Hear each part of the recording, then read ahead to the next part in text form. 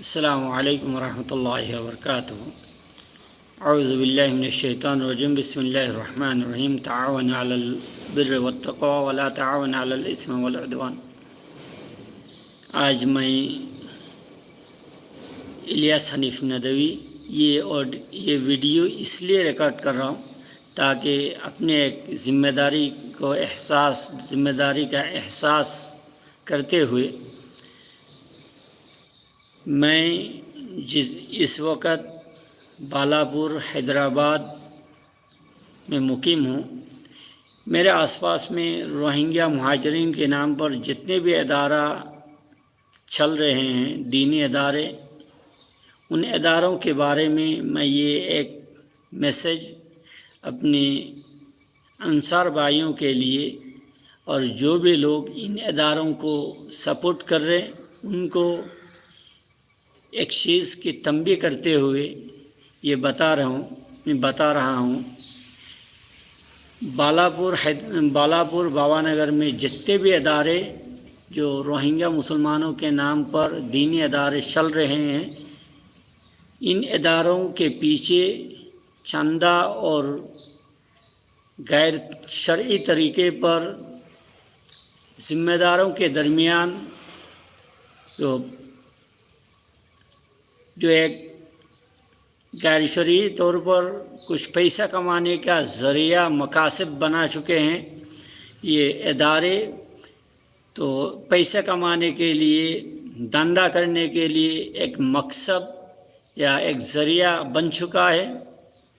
کوئی بھی ادارہ تو جن اداروں کے نام پر اپنے انصار بھائیوں کی طرف سے، چاہے انصار کے توسط سے ہو، چاہے مہاجرین کے برما کے آدمی کے توسط سے ہو، چاہے لوکل حیدرآباد یا باہر کے کسی آدمی کے توسط سے ہو، پیسہ اکٹھا کیا جا رہا ہے۔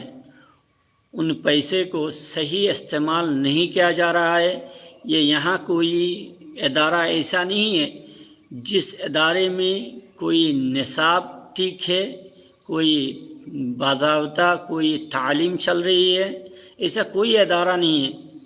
تو جو بھی ہو رہا ہے صرف دکھاوا کے نام پر بچوں کو دکھا کے، یہ جو ذمہ داران ہے پیسہ وصول کر کے بنگلہ دیش میں یا برما میں یہ لوگ اپنے پراپرٹی، کچھ جائیداد، زمین، مکانات بنا رہے ہیں۔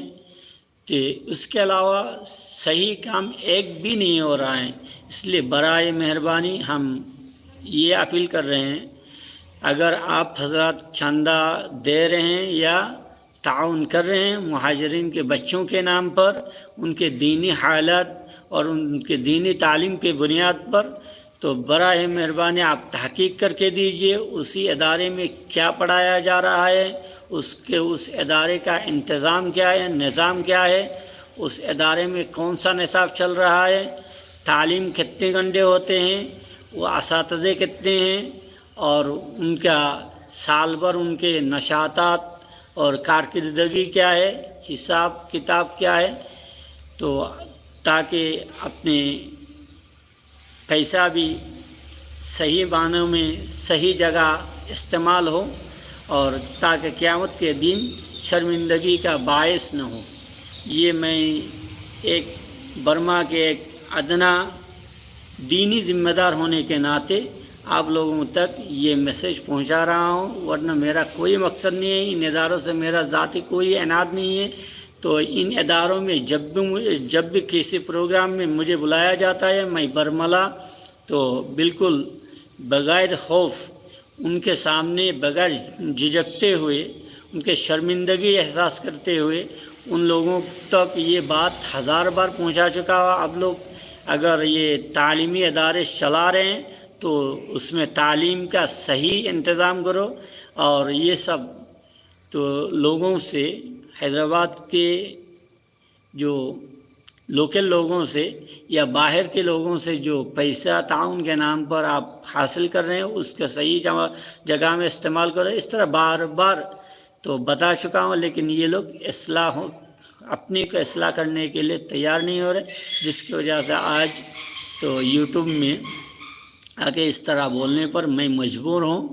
تو تاکہ اللہ سبحانہ تعالیٰ ان لوگوں کو ہدایت دے اور اپنے اصلاح کرنے کا موقع عنایت فرمائیں۔